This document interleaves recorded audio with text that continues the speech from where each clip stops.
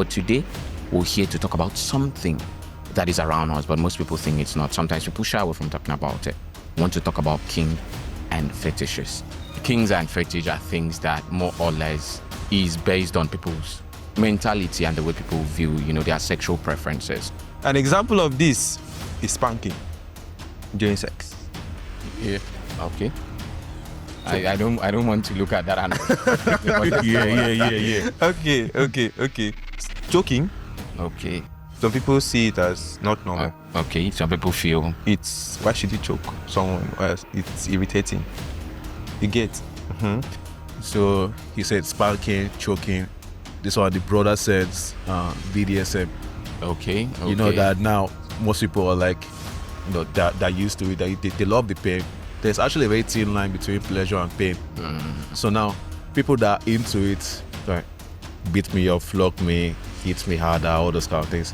You bring it back to our home now, in Africa context. Yeah. You see that is not common. Yeah. And people like, why are you? Do you want to kill someone's daughter? Do you want to kill someone's daughter? Okay. Man, I love feet. I've turned on my feet. Feet. Where will they use waka? Between the youth man. Where they use waka? So, and this is what is like in during sex. It's either licking the feet or making everything just set around the feet. That is what is giving him arousal. That is what will even make him climax. Yeah. The vagina It's not another it's just, sexual. it's even out of it. And also this other one that people get attracted, get aroused by blood. Yeah. Bloodletting. If they need to smell blood, sniff blood, taste blood. So they have to maybe something Maybe like a Yeah, slice. they enjoy themselves. Cut themselves or And bite themselves. They always want to have sex with a lady that's Menstruating. menstruating. Okay. Always. Like they get so attracted. Such that if you're a lady that does not take care of yourself when you're menstruating and they maybe you come in and they perceive that they get turned on. Immediately, that's as bad as that.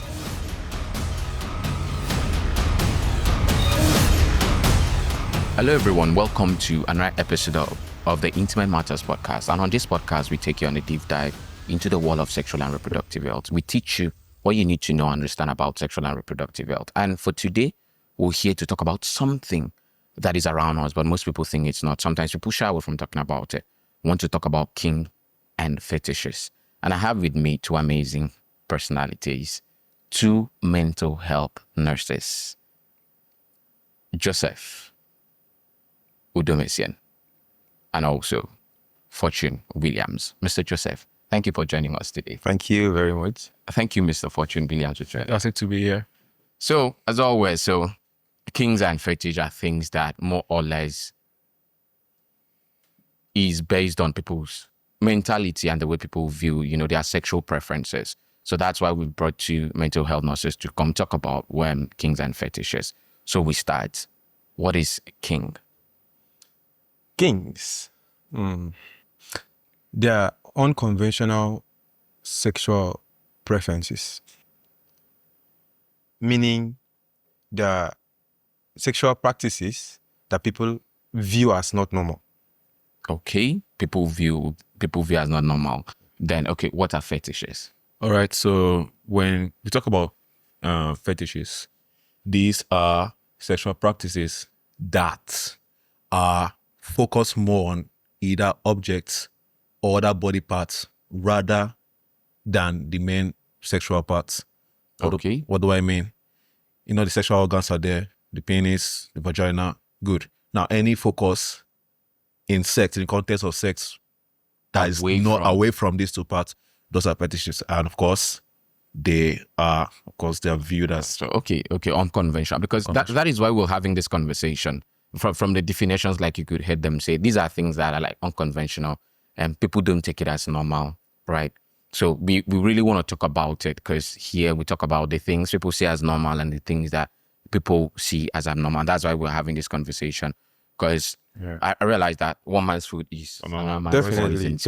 So when by unconventional, we do not mean that it is wrong or it is bad. We mean that it is not common. Maybe everybody did one. So can you give us like some examples of kinks? Yeah, there are that out examples, but before we go to the examples, Okay. we should also note that what a particular race or a particular culture Okay. see as kinks might not be what another culture Okay. view as kinks. You Okay. understand? As not normal. Okay. You get?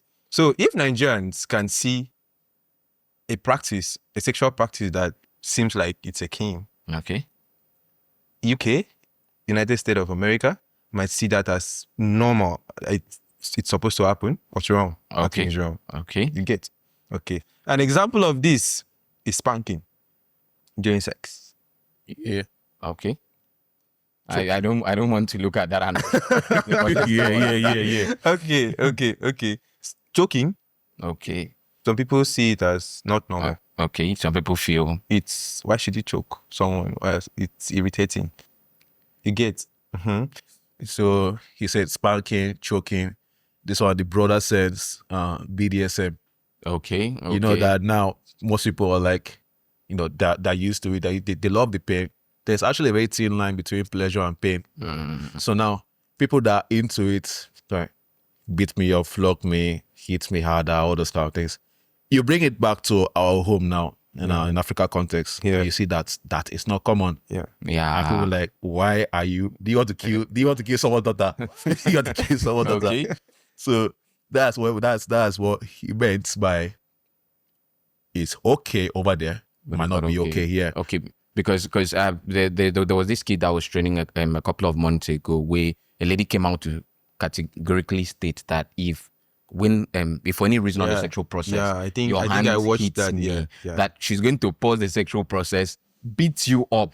Then when you are done, we can either resume or we can. So that is why it's essential that, like you said, thank you for really coming to point that out. Sometimes we read on the internet and we go to cultures that sometimes you hear things like, when we get married, your auntie has to test, in quote, has to be with your husband to be to ensure if it's functioning. And we stay here and be like, How? Jesus, how? Yeah. Something that even if your sister that looks at your husband to be and wings over here, it's a problem. Yeah. Some culture you hear when you go to somebody's house, a man offers you his wife as a gift. As a gift. And here I'm like, if I give you for free, you don't do that. You fit carry on this thing. Okay, Okay, so those are like examples. So let's look at, because you already pointed it out, Yeah. cultural perspective to these stuffs, Okay. right? The culture as it pertains to this thing. Can you just give like an example? How does this affect our culture? How does culture shape people's choices when it comes to maybe kinks or fetishes? Okay. Now, for example, let's take Nigerian culture as a whole. Not just Nigeria, different cultures in Nigeria. Okay. Good. Like we said earlier, that what I perceive as king might not be what you perceive as king. Even as Nigerians, Nigerians that you understand that we are from the same state. Yes, from the same state, from the same country. You get? Okay. So I might see spanking as a king and I don't like it. Okay. But you, on the other hand, you see it as a king and you don't like it. Now, that doesn't mean that I'm wrong. You're wrong. Or you are right. Okay. You get? It doesn't mean you are wrong. It doesn't mean I'm right. You get? Now, where the culture comes in now is generally in your country, in your community, generally in your country, in your community, do they practice these things? If you are, for example, a video of you leaks out that you did this thing, will it be perceived as normal to the society? How will people view it? Do you get what I'm saying? Okay. Good. Now, I might do these things outside somewhere else, and people, even a video of it leaks and it's normal, like it's just somebody's having fun. Just another Good. Tuesday. So the culture now is actually centered on where you are from and what people view where you're from, how they see this particular thing where you're from. Okay, so that means like a culture stands as something that defines what a kink. It does. Yeah. Okay, so you talked about fetish and you talk about object and having this kind of sexual preference for things that is beyond, something that is like beyond the scope of the genital organ. So can you give us like example? What are the kind of things that people may have fetish about? I know this one because I heard it somewhere. They talk about people who have fetish for legs. Feet. Yeah, feet fetish. fetish. All right. So now, fetishism. Away from the primary sexual organs. Now imagine this. Imagine someone comes to you and tell you that, okay, this one's common. You know all this debate like ass versus boobs debate. Yeah, okay. Almost every guy has asked that question in his life. Now, they say someone tells you I have a boobs fetish. Okay. You will not look at him twice. Yeah, you could understand. Exactly. It's breast. Okay. Now, although they're secondary sexual characteristics, but they still play a vital role in sex and erosion. But if it tells you, man, I love feet. I'm turned on by feet. Feet. Where will they use waka? Feet when they use mad. When they use mad.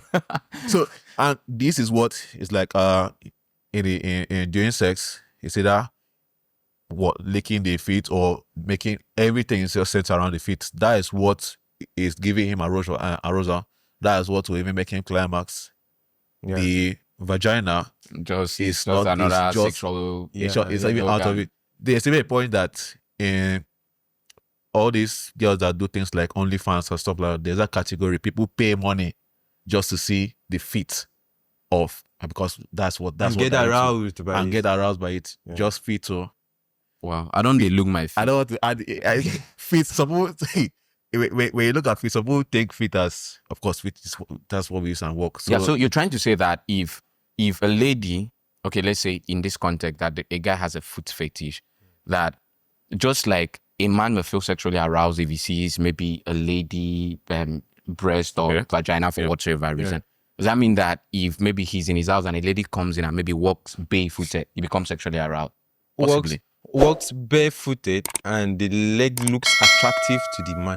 Wow. Yeah, they okay, definitely you have a choice. You have a choice. Yeah, you have a choice. For example, he's attracted to fair feet.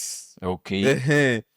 Or dark feet. Just like a guy would be attracted to a complex. Yeah. Okay. Big boobs. Okay, small boobs. Good. That's it. You get the point. So there's how a guy sees a girl's probably what arouses the man is the feet, and when the girl offed her shoes and wanted to climb the bed, and exactly the man gets turns off immediately, like just like somebody would remove clothes and you'd be like, I don't want to do it again. You get the point. Okay. So that is why we have conversations like this, because we believe that these are things that people experience. You know, sometimes people may experience this and you could be like, I don't know why is it that every time I'm with this man, I don't tend to. It might be that he's not interested in what you think he's interested in. Real. He might be having other preferences. And this is why we on the Intimate Matters podcast, we discuss issues like this. So if you're just joining us, we're discussing kinks and fetishes. Please do well to subscribe and also to share to people so that people can also learn about this. And you can follow us on all our social media handles. We're on TikTok, we're on Instagram, and you can find the link to our personal WhatsApp group. It's in the description, and there you can join our WhatsApp group and you can communicate one-on-one with us and also make suggestions for topics, you know, that you want us to discuss. So let's jump into this, because when you talk about being unconventional, the fact that one person would do it and the other person does not do it, it boils down to the fact that this is human preference. Yes. And when there's preference, essentially, one person will like it and the other person will not like it. Definitely. So let's talk about consent. How does consent jump into this dynamics of the fact that people have preferences? Okay. Simple. A child does not have a say when it comes to sexuality. Okay. There are people in which their fetishes are being attracted to minors. Pedophilia. Pedophilia, yeah. Okay. Now, consent. How on earth are you going to get a consent from this child? So that one is a no. Okay. Abstract no. Okay. Doesn't come in at all. Okay. doesn't come in at all. Okay. Now, even as a wife, there are certain things you might want your husband to do. That is where consent comes in. Ask him. Would I say take permission? No, ask him. Can I? It is. Yes, Consent. yes. It's not taking of permission. Everything, It's not taking. it's about sex. It's It's permission. Yeah. Consent is permission. Yeah, permission. yeah, Yeah, permission. So you can take permission. Please, can I Do do this. this? Are you okay with it? Doing- Oh, please, can you do this to me? Can you do this to me? Okay. Now, if he is comfortable doing this to you, He can do it. definitely, Okay. there's no problem. So can we reverse that in the context of men also should ask their women, can we do this or can I do this to you? Definitely. All right. Because that's what I want to know. Because is this in the context of consent? Is it like one-sided or it should be on both sides? But Okay. this is it. Generally, when we talk about sex, everything about sex should revolve around consent. Okay. And people even feel to think that, oh, maybe because this is my wife, I don't pay by bride price, I'm married. You still have to ask consent, because if, for example, I'm just going to drill off topic a bit. Imagine a husband coming back from work, or a wife coming back from work, husband say, I want to have sex, and she say, no, she's tired. I'm like, I paid for your bride price, you're my wife, and still have the sex. That's rape. Anything that is not consensual is rape. And sex revolves around consent. Now, it's for both parties, for both genders, both Okay. male and female. If you are into this, Okay. and this is what is going to move you sexually, it's the whole point of your sex, and you want it, you should ask the partner, Okay. I want to do this. I want you to do this to me. It's the only thing that's going to keep you going. It's not limited to one gender, just the woman or just the man. And it's also in the cultural text, like in Africans now, the men are typically the head or superior. Okay. So imagine the man saying, how will I go and ask permission from a woman to do this? Yeah, she must automatically do this one. Yeah. That's wrong.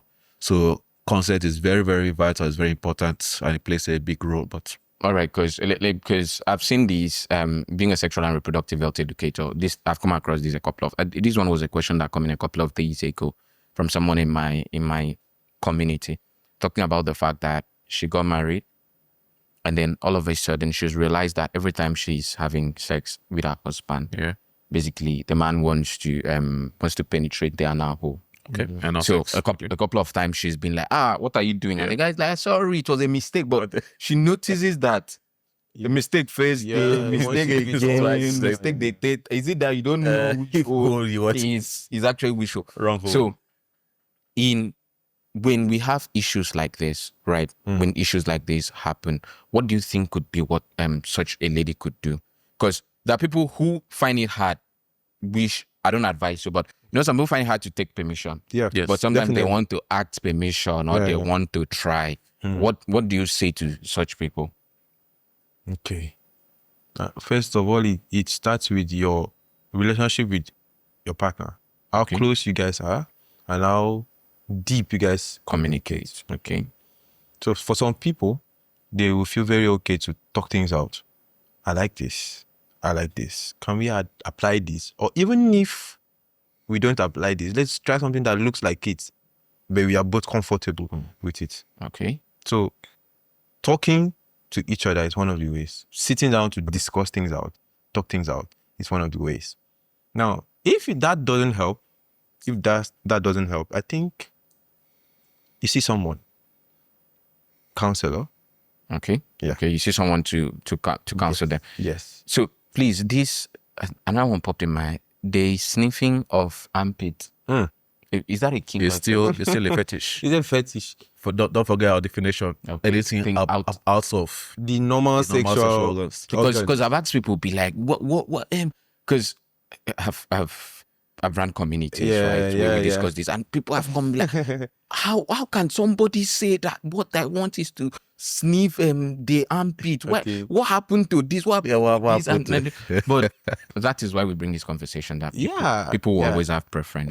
people even go as far as licking the tongue, the ear, rather. Okay. They enjoy licking the ear.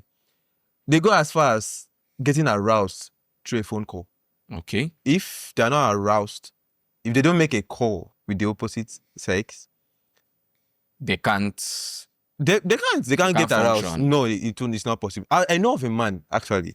I know of a man that booked a hotel for a lady, went to the same hotel, booked a hotel for himself, separate rooms, went to the other hotel, the other room rather, off his clothes, called the lady To that same hotel to make a phone call On sex. on sex. and sexually They just discussed and talked, and the girl turned him on, and he left from the room and went to the other room. and So went that he down. can. Wow. Without that, I don't think the man would have been aroused. Wow. That's as serious as that. People really need to know this, and it's essential. Like you said, you talk about how deep the communication is, because people need to tell this to their potential spouse or significant other. Yeah. It's quite essential that people prefer different things, and it's a normal thing for you to realize that you prefer different things, right? So let's come, because like you said there's a very thin line between pain and pleasure. Me knowing, I know there's a very thin line between normal and abnormal. True. So let's talk about the psychological aspect of this thing. Because right, I know people have different perception. Where does this thing becomes abnormal? Where can it be that, yes, it's my choice or it's my preference, but my fetish, my king have become abnormal? Okay. All right. So, psychologically wise and psychological aspect of it, there are some that even if you're not used to it, even if you don't do it, when you see or you hear it, you'll be like, yeah, I should also. I can tolerate it. Okay. It's not a big deal. Then there's some that are extreme. I'll give you Like the pedophiles. pedophilia. because they're going Pedophilia from is woke and not- way off. Okay. Pedophilia, necrophilia, Okay. that is sleeping with a dead with body. dead bodies. Okay. Now, ask that, tell that to anybody. It's of course bestiality, Okay, sleeping with animals. Okay. This. So at this point, there is a very, very good high chance that this individual might have one or the other form of a mental disorder, and needs to be checked. And not all of them. I know we're coming to that, but not all of them is based on traumatic experience. Yeah, because that was the next thing I That want was to the come next to. thing. Because people feel that, so you'll be like, I prefer this, and then will be like, I know now something happened to you while you were growing up. That's why you prefer it. So how? Because I know that this is something people say a lot when people talk about that they have these preferences. Yeah. So talk about trauma and this, and how trauma and the fact that I am free to have a kink or a fetish, and how to draw a line between the one that is trauma inclined and the one that isn't. Okay. Okay. Let's take, for example, when we're talking about the pedophiles. Imagine there's this child that was Sexually aroused, abused, Okay. when he or she was a minor. No, okay. And he grows up to become an adult. It's understandable that probably because of what happened years back, that it might affect him or might make him also have that fetish. Okay. I don't know if you get my point. Yeah. Good. Now, automatically this person might start getting attracted to minors too. That's where that trauma, they said that thing came in. Yeah, that cycle of yeah, trauma. that cycle of trauma came in. Person automatically gets attracted to minors too, and wants to, and gets sexual gratification from From minors. being with minors. Okay. All right. Because I know I did. I did some research a couple of years ago. I think I even wrote a little article on that. The fact that when people become sexually abused, they're most likely to tilt towards the extreme. Yeah. Either they become addicted to sex, or they just Or they just sex avoid at it. base. They don't Yeah. even. Abstinence. And one thing I realized was that if somebody was abused at childhood, they're more likely to Very be likely. addicted. Yes. It's only when they grow up and maybe it was like teenage or like adulthood that they're more like sexual aversion. And thank you so much for pointing that out. So it's essential that it's the fact that most bullies are not bullies. Yes. Yeah, not because they actually enjoy the bullying, but the psyche just have a thing of recycling, whatsoever it is. So sometimes, if you know you have a particular fetish, just go and get yourself checked out. It could have been. Now, the funny thing about this is that some people may be passing through trauma they don't even know because they've suppressed it so much that it may not be in their active consciousness, but their body is responding and playing mind games to it. So what do you say to people like this that their fetish or their kinks is a trauma incline? All right. It's unfortunate that this individual may have passed through or experienced something bad in his during his or her childhood. And this thing, just take like a kid growing up in an abusive home. Okay. High chances are, if he's not disciplined, he will also be abusive. That domestic abuse will be there. So children learn things fast. That scarred him psychologically, and that's why he might grow up to be that. Same thing with sex. Like you said, might be the extreme, both extreme angles. Either I not do again, not even talk about that one, or are they active every day? any of those two? Any Active, die.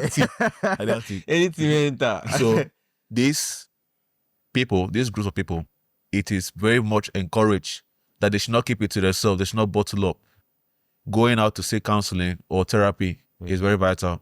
It can change the individual because now in therapy or counseling, they'll vent out. Yeah, they give you an opportunity to, and they provide solutions. Exactly. All right. So, because it's essential that as parents, also as caregivers, loved ones around children, that we try as much as we can. We may not be professionals, but you could be like the first listening ear such a child will ever have. Yeah. Some children bottle up things into themselves that they can't say to anybody just because they do not have who to actually say it to. So it's essential that we do that. So let's look at the physical consideration, physical health. Right.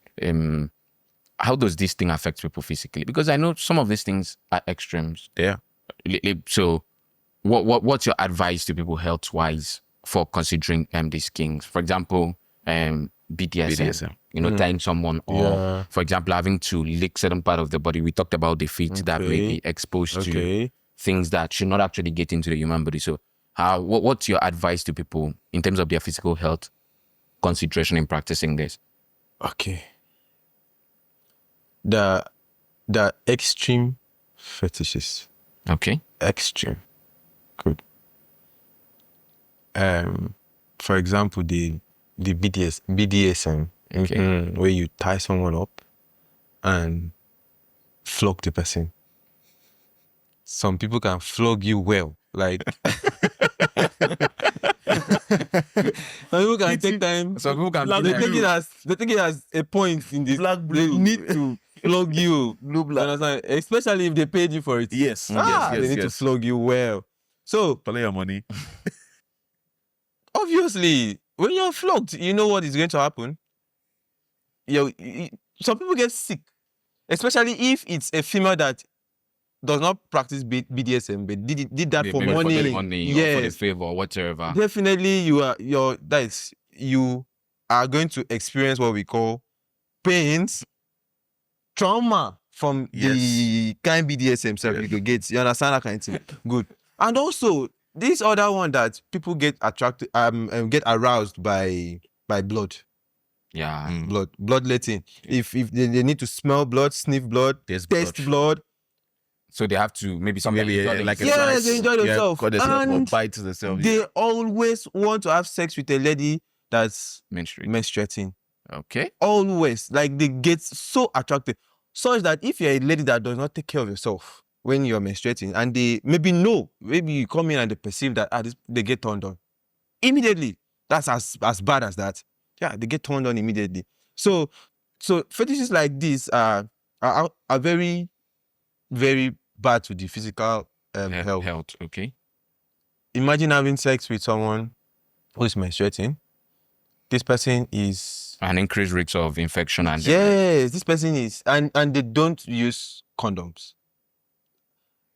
It is also stated that 30% to 60% of adults, they have this desire for fetish. Yes, they have the desire. Okay. Good. So, and most of them. So this thing when we talk, like, say they happen outside. They It day here. It They dey. happen around. It dey. It's up. It dey. Yeah. I've noticed a man in a bus that got aroused from just Look. standing close to a lady. a lady, like went close to the lady and just letting his penis to touch the rub against her. If you've ever been around some outskirts of Uyo town where they use bike, Yeah. I've seen that one too, where a man was on a bike with a lady. You know, sometimes they use two people on a bike. Yes. Before Mr. Man came down, the It front of is, his it's screen hard. was That's it. They are okay. Like they get satisfied by just the physical. That's it. okay. So Because I know people like exhibitionism. People like to flash their sexual organ. That's why sometimes I remember when somebody wrote on anonymous post that wasn't KK, was it a tricycloid bus, and saw a man bring out his penis. You may not know that this person has like an extreme fetish like that he wants to. If he doesn't flash his genitals, he doesn't get the sexual pleasure. So he flashes it. Whether you look at it, whether you don't look at it. Some people love being washed. yeah.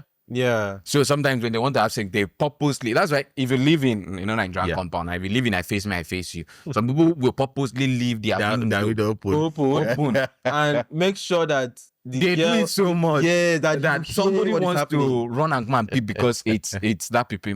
That's true. So when you were talking about the physical aspect of it, so what do they need to do like to help themselves? Okay.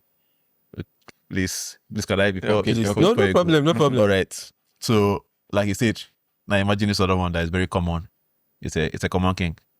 Choke me, daddy. Choke me, mommy. Choke me, choke me, rather. Now, there was that time that it was so common. It was making headlines. People were choked to death. I mean, what do you expect when you're saying choke me harder, choke me harder? Oh, you are coming and you I will there. Yeah. So that is, in short, that was not only about. And it goes both ways. Both ways. Like there's a man that a woman actually that gets satisfied by choking her man. If choke you, they do you well. She has to sit on you and choke you. Okay. I've heard somebody I know, an acquaintance of mine, mention something like that. That she can't. And that be in one the is sexual actually very process normal. without choking. It's common. It's common among females. They take it as common, as a common stuff. Normal. It's nothing. Is it? Sorry, because I'm tempted to want to go like physiological. Okay. Is it that the restriction of the airflow heightens, like I said, the sexual pleasure? Like I say, thin line between pain and pleasure. thin line. But it's very bad to the physical health, because definitely that person will be asphyxiated, all those asphyxiated, collapsing for it can range. Imagine someone that has asthma. Okay. How do you want to? And she might not tell you. He might not tell you that he has this condition, this medical condition. That's where the consent is. And you are not considered at all. You just they choke him like saying a pillow. Press on. Do what you want to. You get. And at the point somebody is not talking again, not breathing again. Yeah.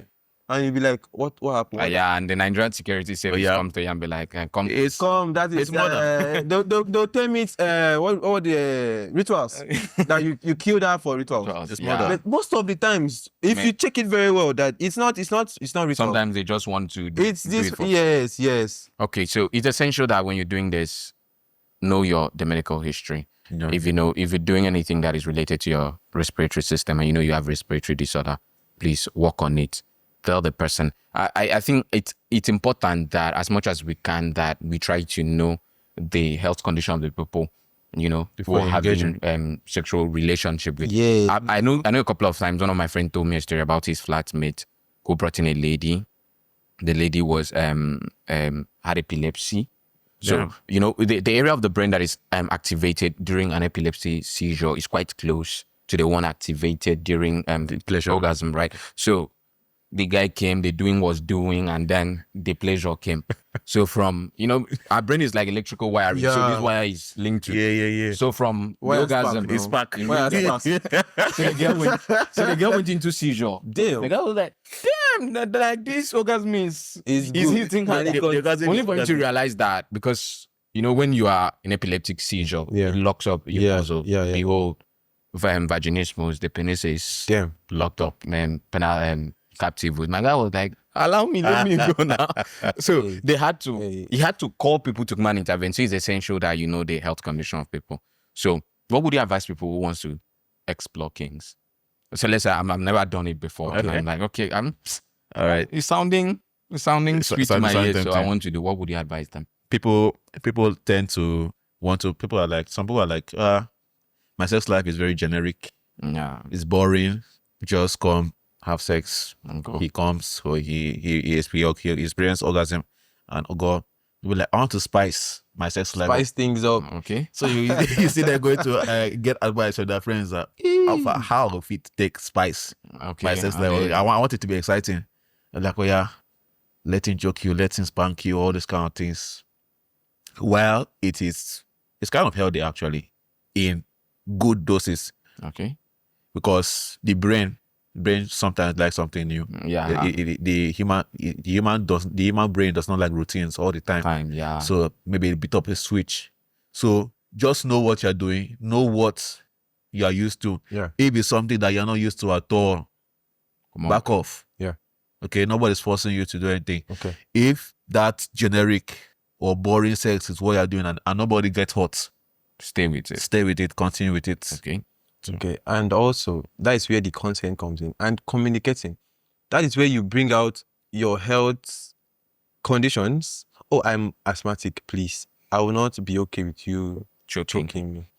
Before you even marry someone, you must have known this thing. Yeah. So you are okay to tell the person, oh, I won't be able to marry you because you will not be able to arouse me. Yeah. It's enough reason to. It's very walk away from okay the that you tell the conversation. person before marriage, so that you not get married to someone because she's beautiful or because she has fine ass or has fine boobs and attractive to people.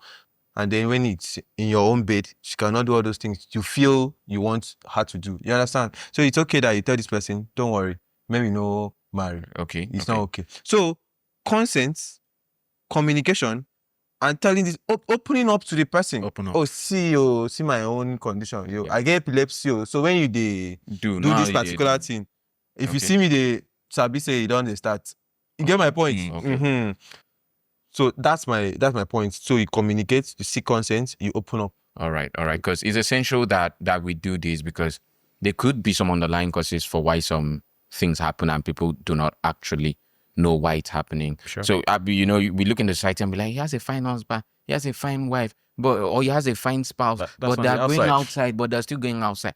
It may be that what you see and you think is fine may not be actually what is attractive to the man or to the woman. So it's essential that potential spouses or people getting into sexual relationship, they communicate so much. Tell people what is your preference. If you know that it is this you want, say it. If I can provide it, we stick together. If I cannot provide it, everybody go the way they should go. So this is why we have conversations like this on the Intimate Matters podcast. We let you know that these things exist and it's essential that you know about these things. So thank you so much, gentlemen, for coming to share with us.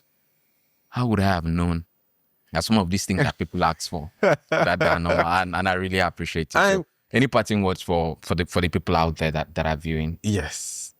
A lot of parting words. JB. Yes, a lot of parting words. Okay. Note, we are not saying that we are not discouraging you not to practice what you think gets you sexual gratification, okay? That's not what we are saying. But we are going to advise you on the ones that are so extreme and may affect your physical health, psychological health, mental health, and anything that will cause harm to you. So, know what you like and also speak to your partner about what you like. Open up to them and also listen To what they have to say and make your judgment. Understand? Then stop the ones that are very extreme and could lead to harm. All right. So Nurse Fortune. Yeah. Okay. Okay. So, like Nurse Joseph said, communication is key. It's very, very key. If you have that spouse or girlfriend or wife that says, "Oh, I'd like to try role play," you know role play. Yeah. Role play is actually safe in a way. Role play or costume That's exciting. Yeah, so for No. role play or costuming means that they want their partner to wear a particular thing. Maybe they might want you to dress like Superman Yes, or or Batman. police. Or dress or like dog. like, Let me be the dog. Let me be the cat. I don't like projecting this thing for. Or sometimes your spouse may want you to dress like Ekbo Master. Uh-huh. So you guys can. Or a mermaid. Yeah, exactly.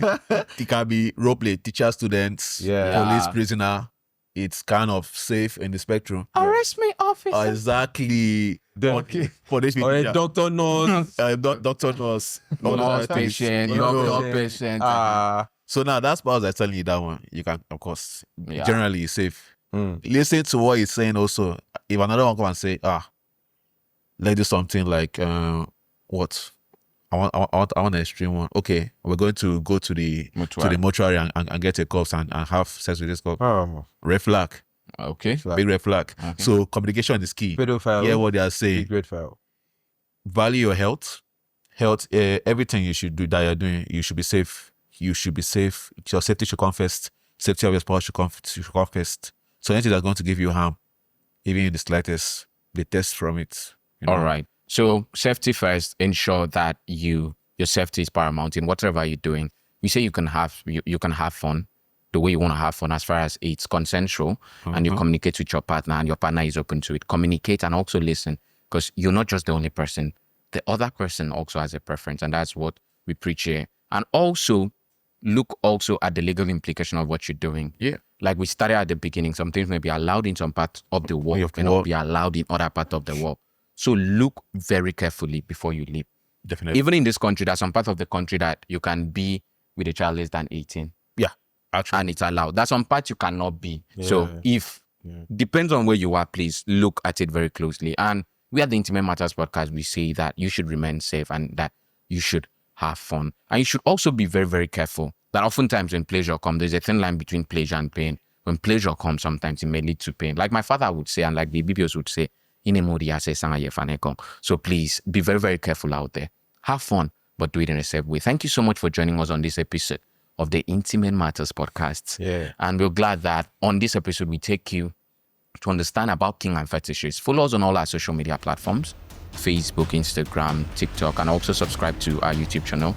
You'll find the description and the link to our WhatsApp channel there where you can join our WhatsApp channel.